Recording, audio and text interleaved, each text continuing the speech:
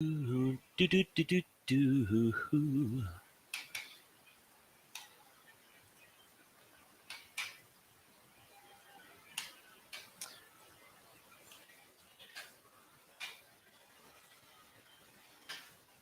All right. Good morning, everyone. Do a quick sound check here in the free room.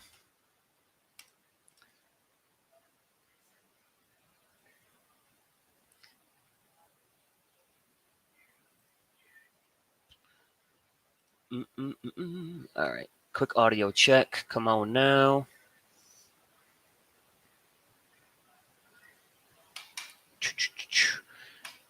All right, guys. Quick sound check.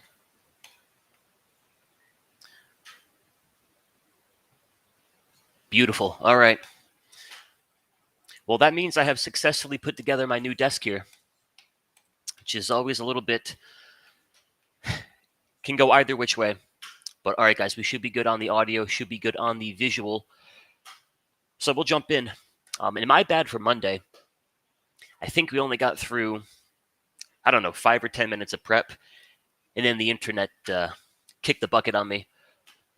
But all right, guys, couple things to cover here. So last time that we spoke, we were talking about the LRCX trade, and she was pretty good to us. So I think it was today's Wednesday, right? Yeah. So Monday we got the push into our target. So we bought the calls back here inside that daily squeeze, and the daily squeeze went and worked its magic. Now we took the trade off at 545, and in hindsight, of course, we left a couple of bucks here on the table. But here's the thing: up to this point, and of course, LRCX is just one example. But up to this point, breakouts haven't been working all that well in this market. What's been working a little bit better is find your squeeze, find the good entry, try to catch the easy part of that move. Right, the easy part of the move being the move into the breakout level, and that's where you want to look to pay yourself, take the chips off the table, and move on to the next one.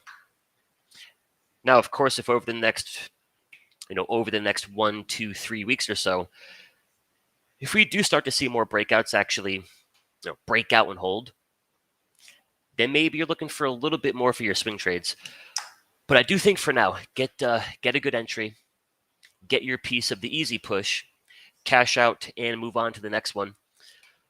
But as far as a few setups here, quick look at the S&Ps. And frankly, guys, this continues to be pretty lame. So I've really got no sense of which way that daily squeeze wants to fire. So go back to LRCX, or go back to the Amazon trade from a couple weeks ago. And mind you, when these things come together, doesn't mean the trade always works. But Amazon, for example, we had a daily bull squeeze. We had a 4-hour bull squeeze. We had a 2-hour and a 1-hour bull squeeze. 15-minute chart had a buy signal, 5-minute. Makes it a little bit easier to call for direction. You got squeezes, and your path of least resistance tool points towards path of least resistance being to the upside across a bunch of different time frames. So again, it doesn't mean the move always unfolds in your favor. But as far as playing the probabilities game and as far as trying to call for direction, definitely a little bit easier.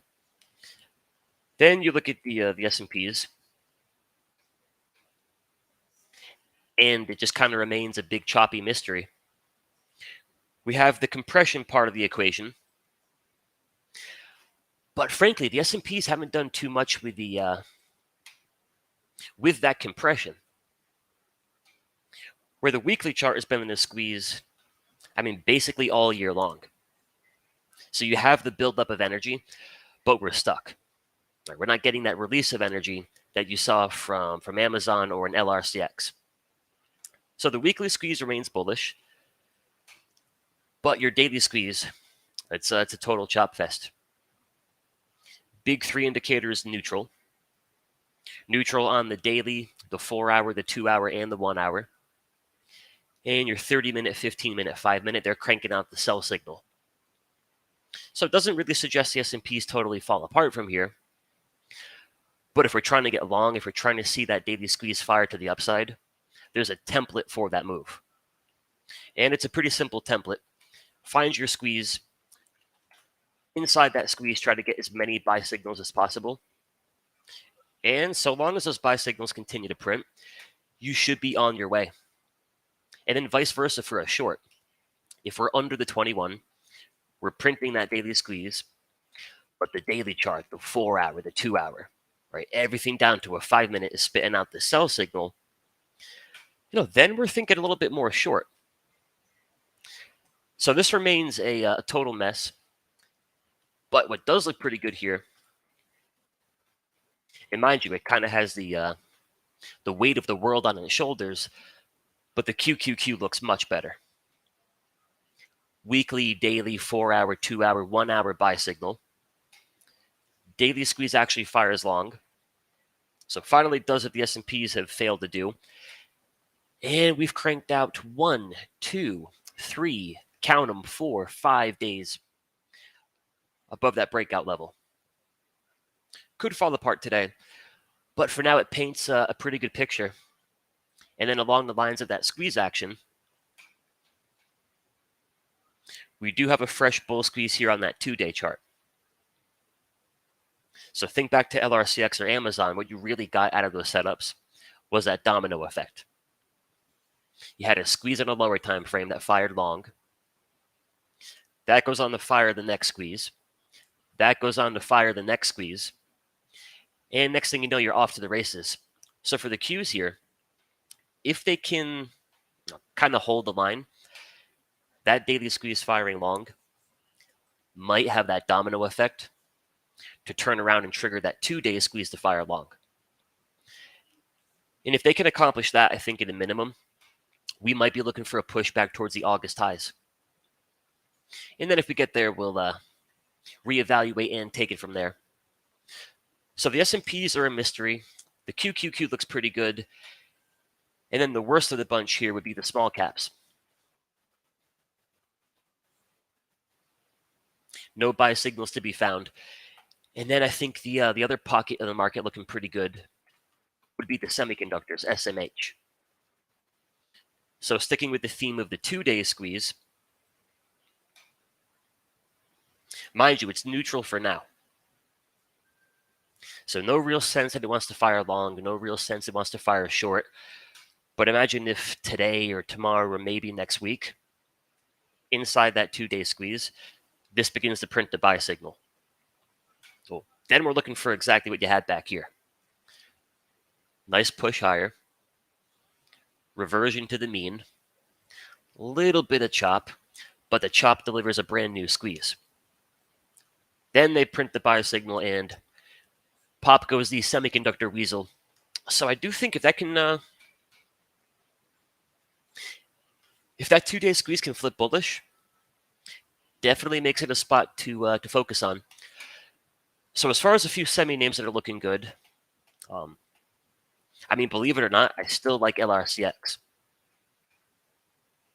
I'm not going to chase it up here, but if we can get a decent flush this week or next week, I think you got some gas left in the tank here. Again, domino effect. So on Monday, the squeeze fires long, but that 2-day squeeze hasn't fired long just yet. All right, full tank of gas. The 3-day squeeze also hasn't fired long. Full tank of gas. The weekly squeeze also hasn't fired long yet. So domino effect. Daily squeeze triggers long. From here, you're looking for the 2-day to trigger long, then the 3-day, then the weekly. So with all that pent-up energy, that's where I think looking to buy the dip could be a pretty good game plan, until proven wrong, of course. So I'm looking for a dip in the little lamb. And then AMD here has got a pretty good-looking 2-day bull squeeze. So the key, of course, is trying to fight for a good entry. The the real kicker with the Amazon and the LRCX trade was where we're taking that entry. I think we made I think we made like 80% on the Amazon calls, and then we made 60% on the LRCX calls. But the beauty of it is taking that entry near your daily 21, you're not risking 60, 70%.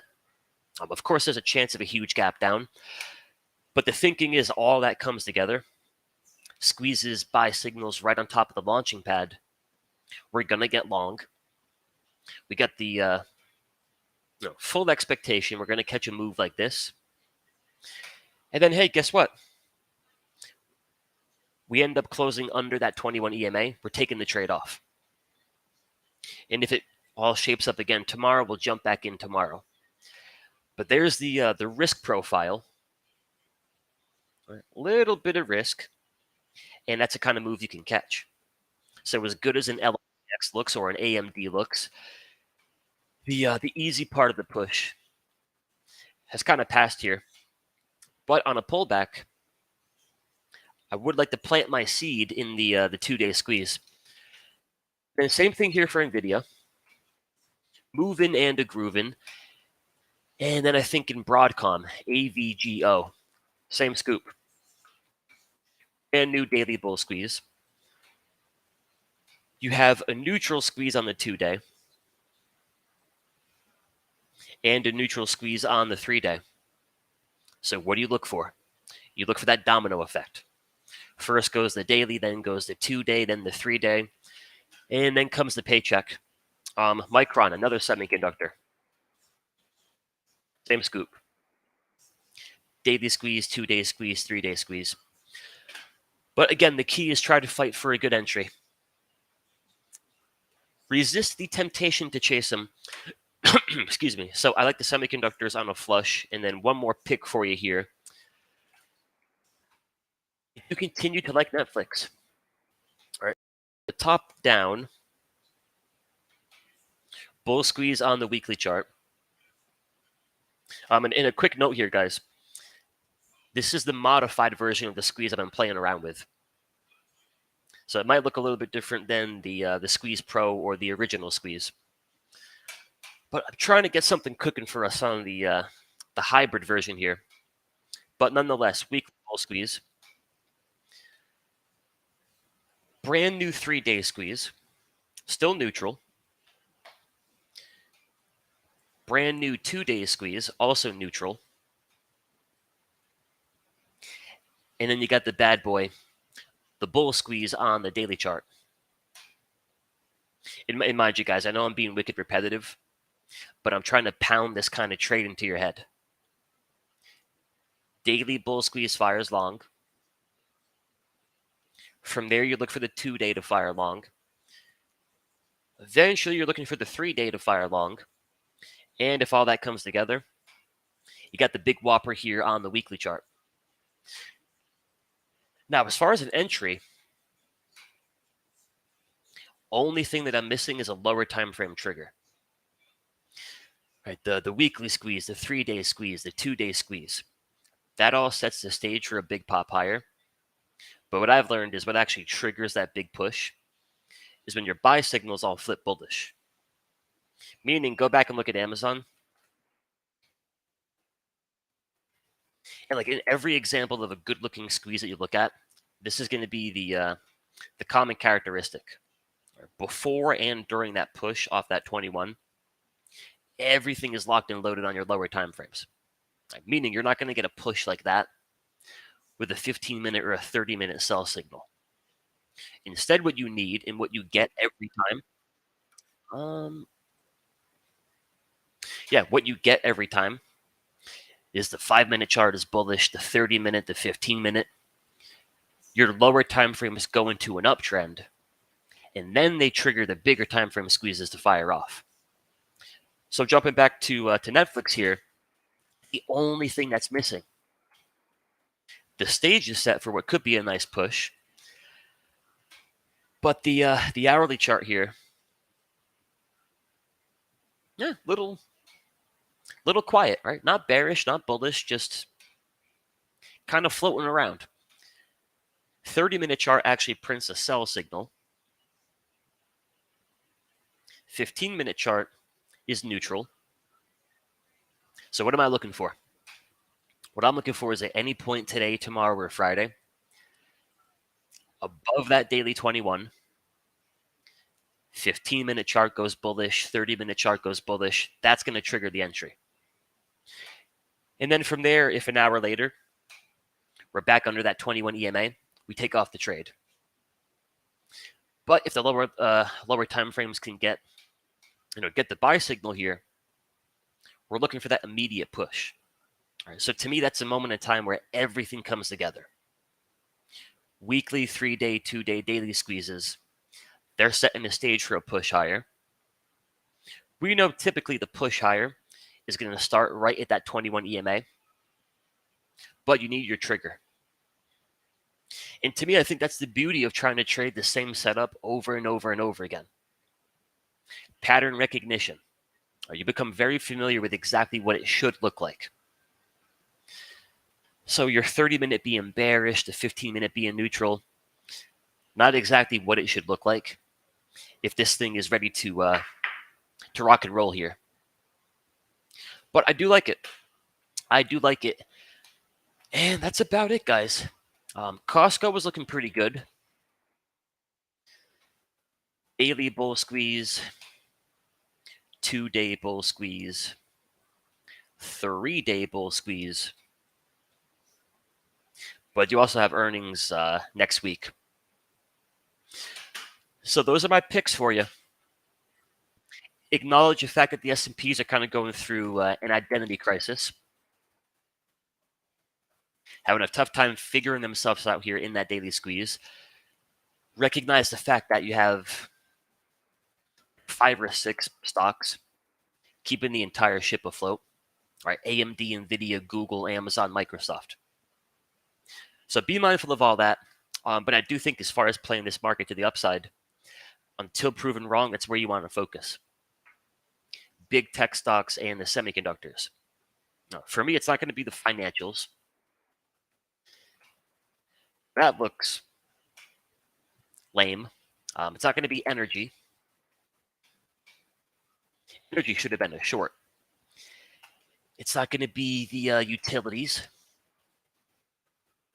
Got spanked yesterday. It's not going to be healthcare. But be mindful of this.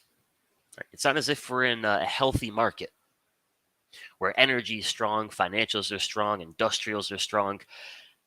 We're in a market where 4 or 5 names keeping the entire ship afloat in the face of a not so pretty financial sector, a not so attractive energy sector. Things to know.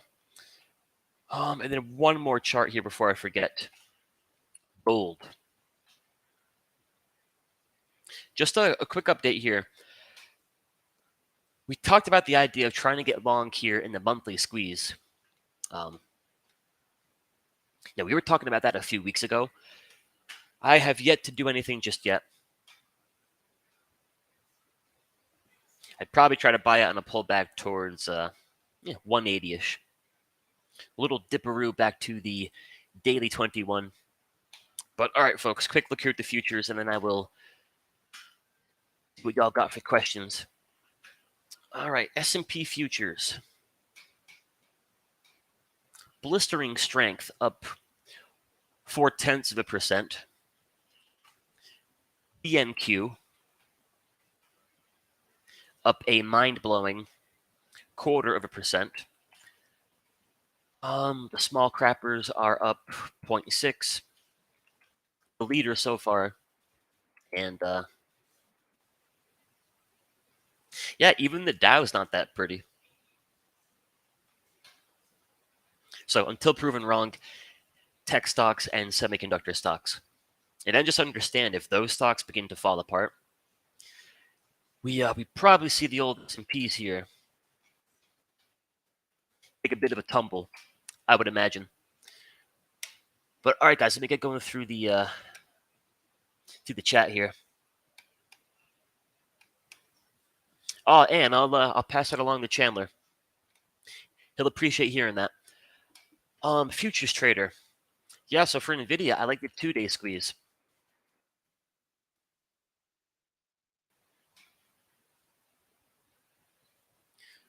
which is right here.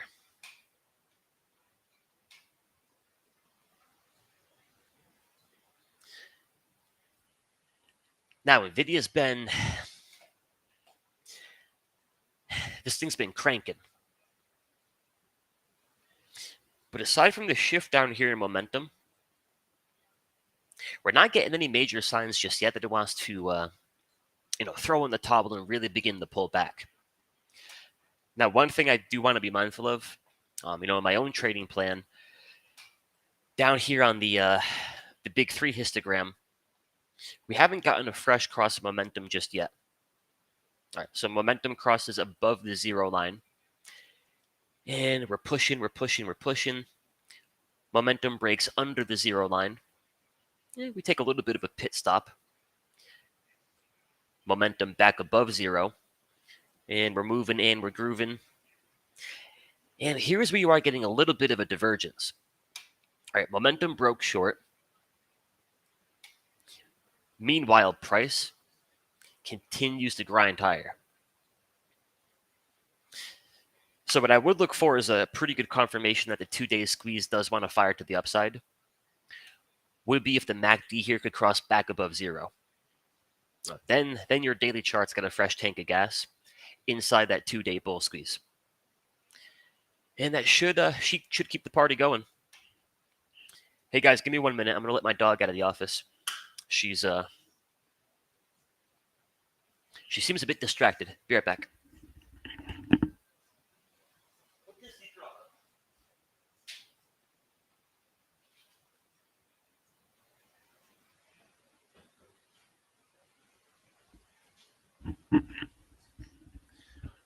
All right, sorry about that. Yeah, my dog is totally confused. Where are we? All right, so I do like NVIDIA for sure. So Scott, Tesla's been a toughie here, man. It's been a real toughie. Admittedly, not the best looking chart. Your larger time frames are neutral. The weekly, the daily, the 4-hour, the 2-hour. So that all kind of points towards chop. But we are getting a brand new daily squeeze, which eventually is going to fire long or short. Maybe not today, maybe not next week, but eventually the squeeze will fire. So from here, I think it's kind of a simple game. You're playing the over-under game. Above the 21 with a bunch of lower time frame buy signals. So basically the inverse chart. Right, if we flip Tesla upside down, all right, we're back above the 21, my 1 hour, 30, 15, 5 minute. All right, they're all cranking out the buy signal. Then I'm going to lean a little bit more towards thinking that daily squeeze wants to fire long. But that's the inverse chart. You take the real deal for under that 21 in that daily squeeze with the sell signal across lower time frames. I got to lean a little bit more into thinking that wants to fire short. So not the first name I would try to get long just yet. Now I do think potentially, and they kind of did it last week.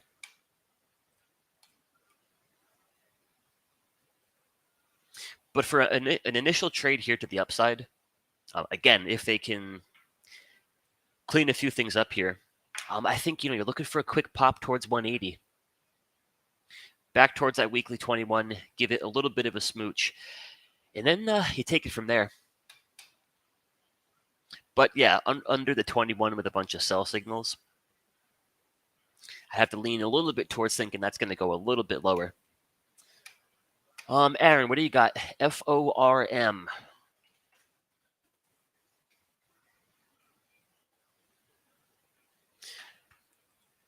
So imagine if Tesla could do this. Good call out, Aaron. All right, you're in your daily squeeze. You're on top of the launching pad. And now look who's showing up.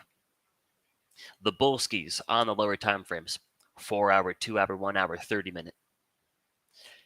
That's what can trigger that push.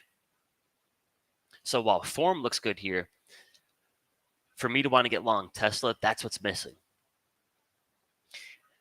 I like a weekly buy signal, but I don't need it. I love a daily buy signal, but I actually don't need it.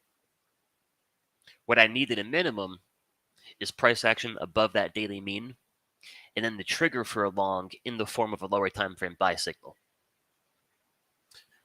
So yeah, Aaron, form is looking pretty good.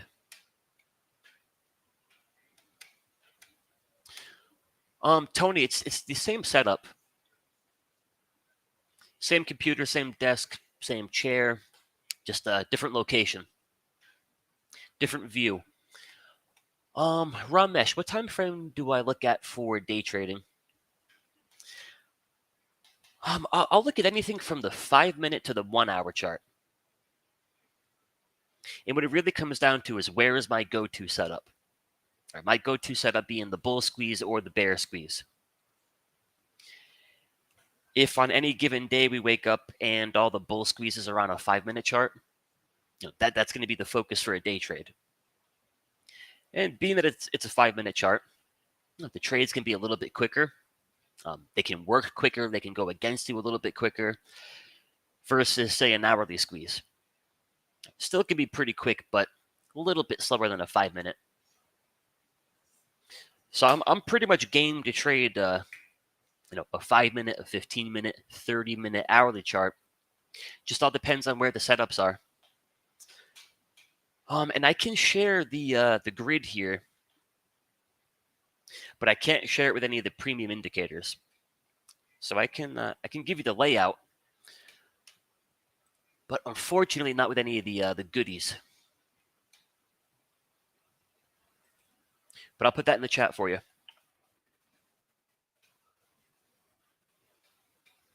Russ, you have yet to find the video on watch the squeeze column. All right, y'all, give me a minute here. Let me grab that for Russ.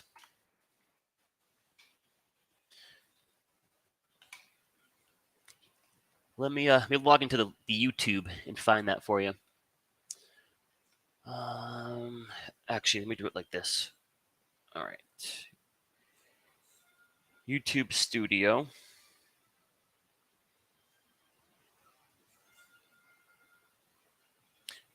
Bear with me here, guys. Where did I put it?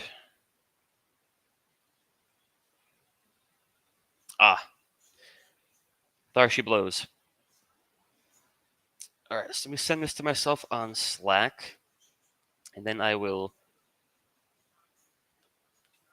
drop a link here. All right, Slack. Taylor Horton.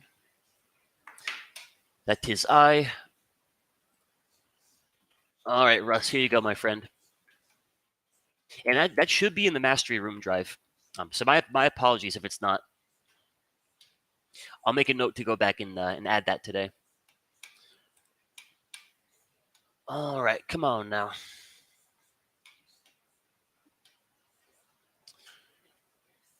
Direct messages. Boom.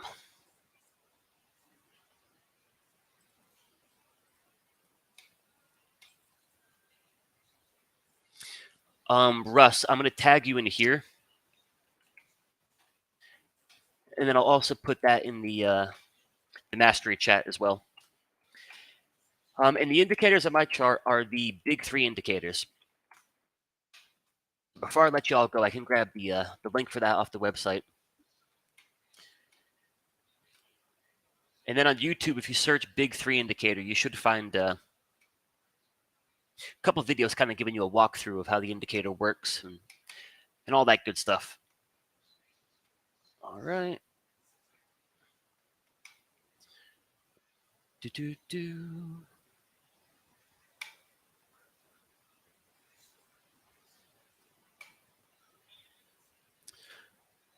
All right, I'll put this in the alerts.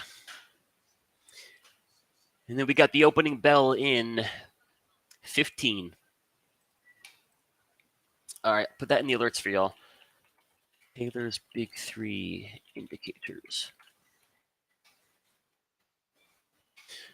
Oh, wrong room. Try that again. People in my master are going to be like, yeah, man, we know. We know all about your indicator, man. Taylor's big three.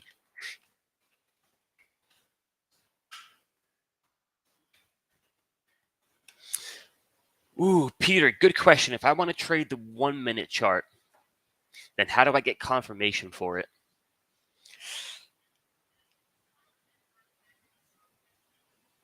A little bit ass backwards, but I would actually look for your confirmation on a bigger time frame. Meaning, say you're looking to get long off the 1 minute chart, try to do that inside of a good looking 2 minute time frame or inside of a good looking 5 minute chart because you can't go lower than the 1 minute. So a little bit different than our typical thinking where, hey, what makes that Netflix daily squeeze look good? Well, it'd be a 2 hour, 1 hour, 30-minute buy signal.